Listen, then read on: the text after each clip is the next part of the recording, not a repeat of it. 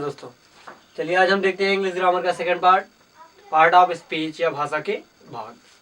चलिए हम देखते हैं पार्ट ऑफ स्पीच क्या है। क्या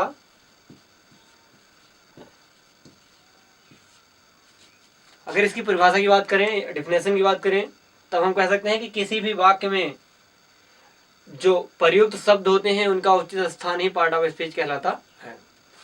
आपको बताया गया कि जो वाक्य होते हैं, वाक्य में प्रयुक्त शब्द का उचित स्थान ही पार्ट ऑफ स्पीच या भाषा के भाग कहलाते हैं।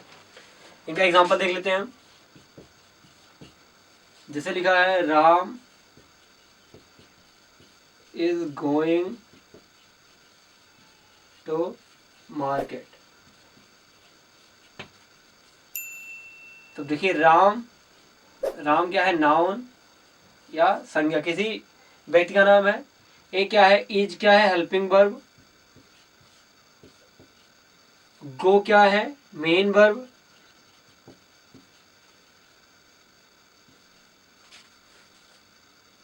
टू क्या है? कंजंक्शन। मार्केट क्या है? ऑब्जेक्ट। तो आप देख पा रहे हैं, आपको बताया गया पार्ट ऑफ स्पीच के लिए बताया गया। आपको बताया गया किसी भी वाक्य में जो प्रयुक्त शब्द होते हैं, जैसे आपको बताया गया राम, इनका उचित स्थान अर्थात नाउन का उचित स्थान वाक्य में सर्वप्रथम। तो इनका उचित स्थान क्या कहलाता है? Part of speech. अब हम देखेंगे पार्ट ऑफ स्पीच के काइंड या प्रकार।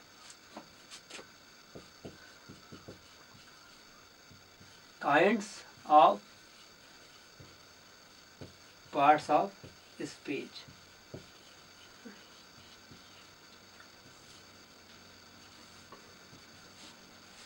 ये मुख्यतः 8 भाग होते हैं इनके। इनको देख लेते हैं। सबसे पहले noun, second number pronoun, third number verb, fourth number adverb, fifth number adjective,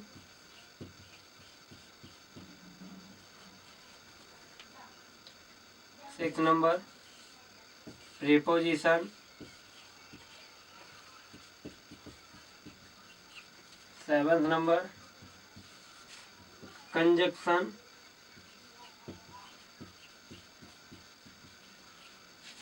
तथा 8 नंबर इंटरजेक्शन।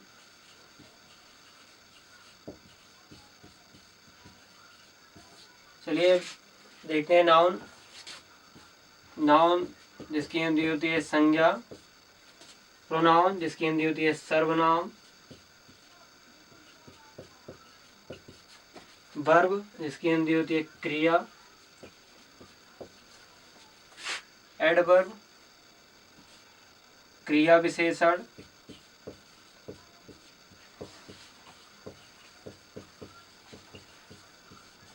एडजेक्टिव विशेषण,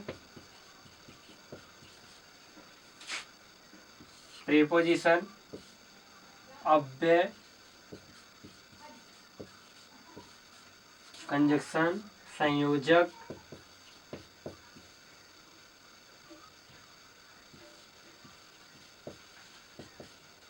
और इंटरजेक्शन। इसको आप पहले सेंटेंस में भी पढ़े थे। इसे आप संबंध सूचक अथवा विस्मयादि सूचक, विस्मयादि सूचक कह सकते हैं। चलिए हम काइंड ऑफ, आप देखिए कि पार्ट ऑफ स्पीच के कितने भाग होते हैं? 8, जिनमें आप सर्वप्रथम देखिए नाउन, प्रोनाउन, तीसरा verb, adverb, adjective, preposition, conjunction तथा इंटरजेक्शन। अब इनके सामान्य परिचय में पहले हम इनको देख लेते हैं। नाउन क्या है, प्रोनाउन क्या है, वर्ब क्या है। अब सबसे पहले नाउन की बात करते हैं। चलिए इनकी एग्जांपल में हम पुनः देख लेते हैं। जैसे लिखा है, Ram is going to market. Ram जा रहा है टू मार्केट, बाजार। राम बाजार जा रहा है। तो नाउन जो होता है किसी व्यक्ति, वस्तु, प्राणी या जो भी इस संसार में जो भी चीजें हमें दिखती हैं वो सब क्या होती हैं? नाउन। तो राम क्या है? राम किसी व्यक्ति का नाम है, अतः राम क्या है? नाउन है। अब प्रोनाउन की बात करते हैं तो सर्वनाम वह है जो संज्ञा के स्थान पे प्रयोग होता है। जैसे आप एग्जाम्पल में देख पा रहे हैं, राम बाजार जा रहा है, तो आप राम के स्थान पे क्या प्रयोग कर सकते हैं? वह बाजार जा रहा है। तब आप राम के स्थान पे क्या प्रयोग कर सकते हैं? ही, मतलब वह बाजार जा रहा है। तब प्रोनाउन सर्वनाम किसे कहते हैं? तो आप बता सकते हैं कि ऐसे शब्द, ये आप जानते हैं ना, शब्द है, अक्षरों का मेल शब्द कहलाता है। तो आप कह सकते हैं ऐसा शब्द जो नाउन के स्थान पर प्रयोग होता है, उसे क्या बोलते हैं? प्रोनाउन या सर्वनाम। अब देखिए वर्ब, आप देख पा रहे हैं कि वर्ब का अर्थ होता है क्रिया, अर्थात कार्य के होने की क्रिया। जो कार्य होता है उसे क्या बोला जाता है? क्रिया। अब आप इसमें देखिए, राम के द्वारा कौन सा कार्य किया जा रहा है? जाने का। कौन सा कार्य किया जा रहा है? जाने का। तब क्या है? जाना क्या है? क्रिया। इस प्रकार बहुत सारे एग्जाम्पल आप देख सकते हैं, खाना, पीना, रहना, गाना। चलिए अब देखते हैं एडवर्ब, क्रिया विशेषण। क्रिया विशेषण उसे कहते हैं जो क्रिया की विशेषता बताता है, जिसके द्वारा क्रिया की विशेषता बताई जाती है उसे क्या बोलते हैं? क्रिया विशेषण। विशेषण की बात करते हैं, जैसे राम एक सुंदर लड़का है, तो उसकी सुंदरता क्या है? उसका विशेषण या उसकी विशेषता। एडजेक्टिव की बात करें तब हम कह सकते हैं कि जो नाउन या प्रोनाउन के बारे में या उसकी विशेषता बताता है उसे क्या बोलते हैं? विशेषण। चलिए प्रेपोजिशन बताते हैं। अव्यय क्या है? जो किसी भी वाक्य को जो किसी भी वाक्य में वो कार्य किस या कहाँ के लिए हो रहा है या किस स्थान पर हो रहा है आदि को प्रदर्शित करता है, उसे क्या बोलते हैं? अव्यय कहते हैं। कंजक्शन की बात करते हैं, संयोजक। तो जो नाउन या प्रोनाउन आदि को जोड़ने का कार्य करता है उसे क्या बोलते हैं? कंजक्शन। जैसे लिखा है राम तथा श्याम, राम एंड श्याम। इसके एग्जांपल में देखते हैं, राम एंड श्याम। तो आप देख पा रहे हैं राम और श्याम, राम तथा श्याम को कौन जोड़ रहा है? एंड, और। तो यही क्या है? कंजक्शन। विस्मयादिबोधक ये तो वाक्य में आप पढ़े थे, जिसके द्वारा अचानक से हर्ष, खुशी या दुख आदि प्रकट होते हैं, विस्मयादिबोधक कहलाते। चलिए हम अब स्टार्ट करते हैं नाउन। पार्ट ऑफ स्पीच का पहला भाग संज्ञा। चलिए इसकी डेफिनेशन हम देखते हैं। आपको बताया गया किसी व्यक्ति, वस्तु, प्राणी या स्थान के नाम को क्या कहते हैं? संज्ञा। किसी व्यक्ति, वस्तु,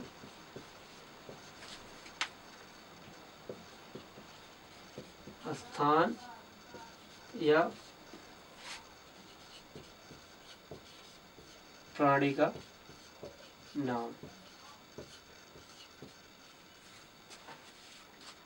इसे आप कह सकते हैं the name of person, place और थिंग्स कॉल्ड नाउन। चलिए अब देखते हैं इसके एग्जाम्पल हम देखते हैं। आपको बताना है जैसे आप कैसे जानेंगे नाउन है, अथवा आप इसमें कह सकते हैं कि इस संसार में जो भी चीजें हमें दिखाई देती हैं वो क्या कहलाती हैं? नाउन। जैसे लिखा है, केवल उनका प्रकार अलग अलग होता है। जैसे आपको कह दिया जाए इस संसार में राम, मेज, जैसे आप व्हाइट बोर्ड देख पा रहे हैं तो व्हाइट बोर्ड या मार्कर देख पा रहे हैं, तो ये सब क्या है? आप देखिए, राम ये क्या है? किसी भी व्यक्ति का नाम है। मेज ये क्या है? किसी वस्तु का नाम है। अथवा किसी भी जो भी जिसमें भी प्राण हैं उसे, या इस संसार में जो भी चीजें आपको दिखाई देती हैं वो सब क्या होती हैं? नाउन होती हैं। चलिए अब देखते हैं इनके प्रकार, काइंड्स ऑफ नाउन।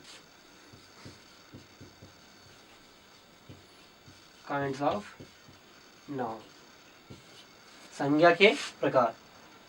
नाउन मुख्यतः 5 प्रकार की होती है। इनके प्रकार में हम देखते हैं सबसे पहले पर्सनल या प्रॉपर नाउन, पर्सनल या प्रॉपर नाउन। दूसरा कॉमन नाउन, तीसरा कलेक्टिव नाउन,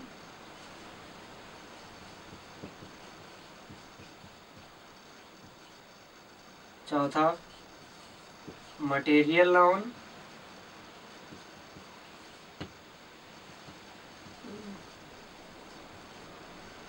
और पांचवा एब्स्ट्रैक्ट नाउन।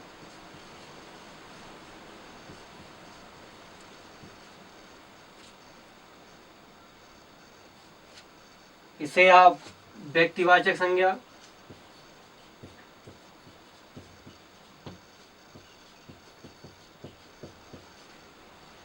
इसे आप जातिवाचक संज्ञा,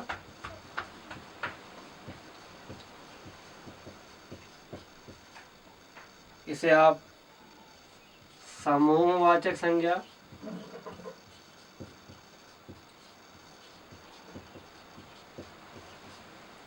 इसे आप धातुवाचक या पदार्थवाचक, धातु या पदार्थवाचक संज्ञा, तथा इसे आप भाववाचक संज्ञा कहते हैं। भाववाचक संज्ञा। चलिए अब एक एक करके हम इनको देखते हैं। Personal noun, common noun, collective noun, material noun तथा एब्स्ट्रैक्ट नाउन।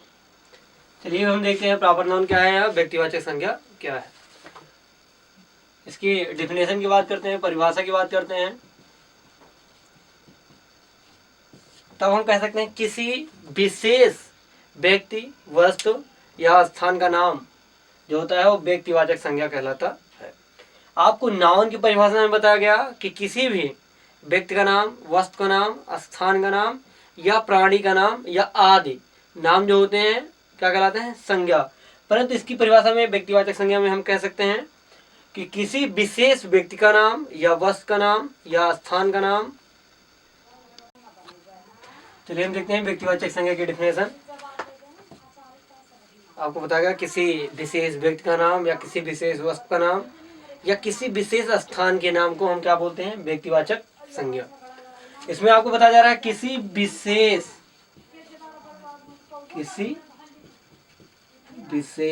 व्यक्ति, वस्तु या स्थान का नाम, स्थान का।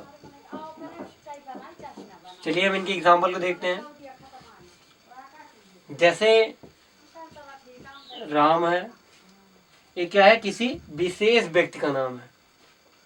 किसी विशेष वस्तु का नाम अगर हम बात करते हैं, जैसे चेयर लिखा हुआ है, ये क्या है? किसी विशेष वस्तु का नाम लिखा हुआ है।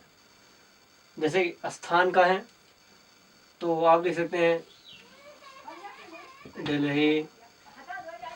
दिल्ली, लखनऊ,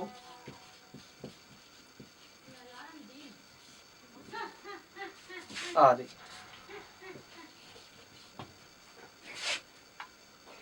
इनमें जो मुख्य बातें होती हैं, जब कभी भी हम व्यक्तिवाचक संज्ञा या प्रॉपर नाउन की बात करते हैं तब इसका पहला अक्षर हमेशा कैपिटल लेटर में लिखते हैं। आप ये बातें हमेशा ध्यान रखना कि जब भी प्रॉपर नाउन की बात करते हैं तो इसमें क्या होता है? इसका पहला अक्षर हमेशा कैपिटल लेटर में लिखा जाता है, अर्थात बड़े लेटर में लिखा जाता है। चलिए आपको बताएगा नोट में कि हमेशा प्रॉपर नाउन या व्यक्तिवाचक संज्ञा लिखते समय हमें क्या करना चाहिए? इसका पहला अक्षर कैपिटल लेटर में लिखना चाहिए। अब दूसरे नाउन की बात करते हैं हम, कॉमन नाउन, जिसे आपको बताया गया पहले ही, इसे क्या बोलते हैं इसकी हिंदी? जातिवाचक संज्ञा।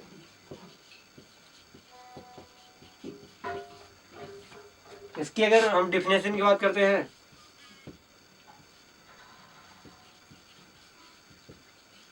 आपको नाम से ही लग रहा है जातिवाचक संज्ञा, तो इसकी परिभाषा में हम कह सकते हैं कि ऐसा नाउन जो किसी जात की ओर इंगित करता है या जात की ओर संबोधन करता है उसे क्या बोलते हैं? जातिवाचक संज्ञा या कॉमन नाउन। जैसे आप देख पा रहे हैं राम है, चेयर है, दिल्ली है। जैसे अब इसकी जाति क्या है, इसके जेंडर के बारे में अगर हम बात करें तो वैसे बेसिक में हम आपको बता दे रहे हैं जेंडर 4 प्रकार का होता है, लिंग 4 प्रकार का होता है। जैसे आप कहते हो पुरुष में पुल्लिंग, स्त्रीलिंग, नपुंसक लिंग एवं निर्जीव के लिए। तो जैसे लिखा हुआ है बॉय, ये क्या है, लड़की की जात की ओर संकेत कर रहा है।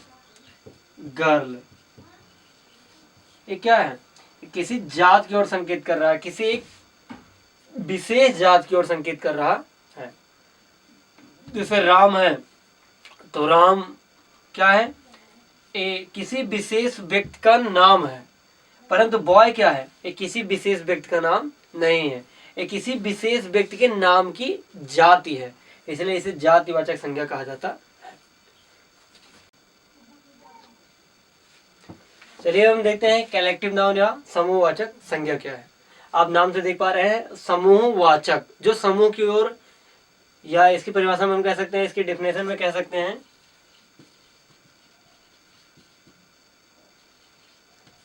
ऐसा नाउन जो किसी समूह की ओर इंगित करता है, क्या कहलाता है, समूहवाचक संज्ञा कहलाता है। इसकी एग्जांपल हम देखते हैं। जैसे आर्मी,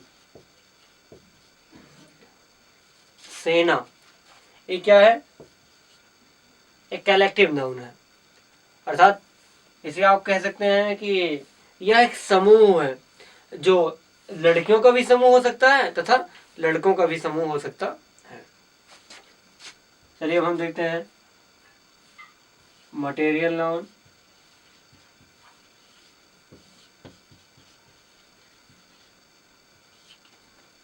इसे आप पदार्थवाचक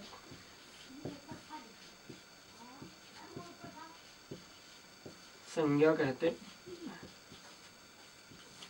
इसकी परिभाषा की बात करते हैं हम।